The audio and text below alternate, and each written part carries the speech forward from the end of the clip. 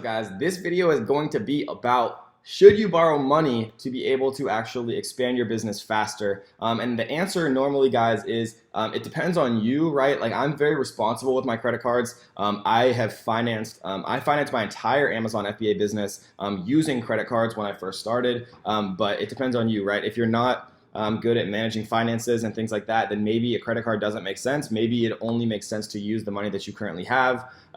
But for most people, right, I think it makes a huge amount of sense to actually use financing and borrow money if you do it in the right way, right? The best way by far to actually do this is by using what's called a 0% APR credit card. So you see right here the annual percentage rate, 0% intro for 15 months from account opening on purchases. This means that you can use as much of, if let's say they give you a $5,000 limit, that means that they will give you essentially a $5,000 loan for 15 months for $0, right? For zero cost, no interest. Literally, it's telling you that for the first 15 months, you can spend 100% of the money that they allow you to have to borrow, right? And you'll pay zero interest. That is a very, very good deal. It's very, very hard to find in the real world. And this is an incredible card also because you get unlimited 1.5% cash back. That means if you spend $100, right, you get $1.50 in cash back, and it starts to add up very quickly as you start to make larger and larger purchases.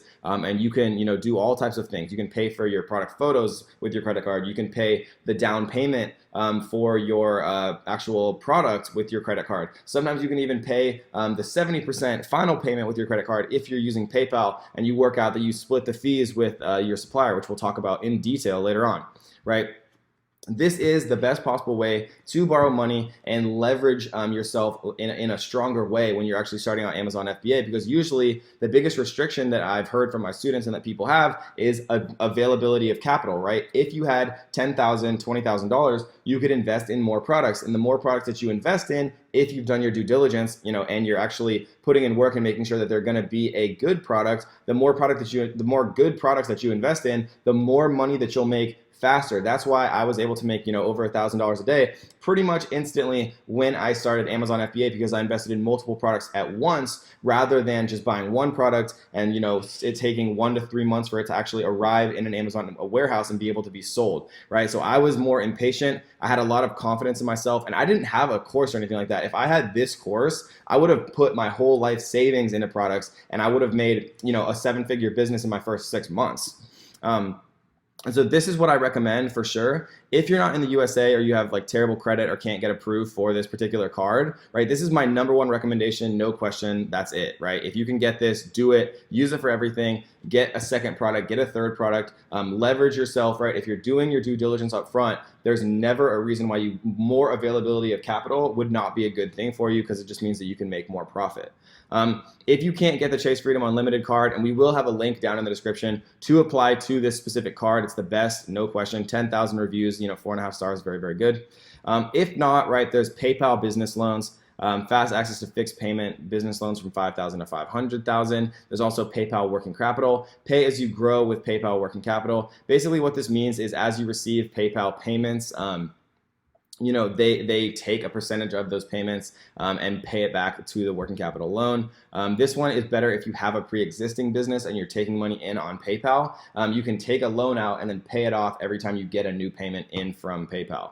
And so this is a good one if you have a pre-existing business and you're accepting PayPal transactions. Cabbage is another one, right? It's the same thing. Kind of as the small business loan for PayPal. Again, guys, though, you don't want to do these without knowing what you're signing up for, because PayPal and Cabbage and every other loan person in the entire world charges you an APR, right? And so you don't want to be paying an APR that's going to be higher than your actual profit margin. So if you're estimating that you're going to make 40% profit margin, right, and you're going to make that in 3 months, maybe it still makes sense to take out a loan even if it's like a 16% APR. So read the fine print, right? These are some much significantly less enticing options, but they are options that I've had students make work, right? Because if you're making a 40, 50% profit margin on your products, then taking a loan out to get that product that you're paying 16% on, you're still obviously making an additional 30% profit that you wouldn't otherwise be making, and you're able to expand faster. But again, the best possible way and the best possible method that I've ever found is 0% APR credit cards. link in the description, guys. Hope you enjoyed that one on how to actually decide whether or not,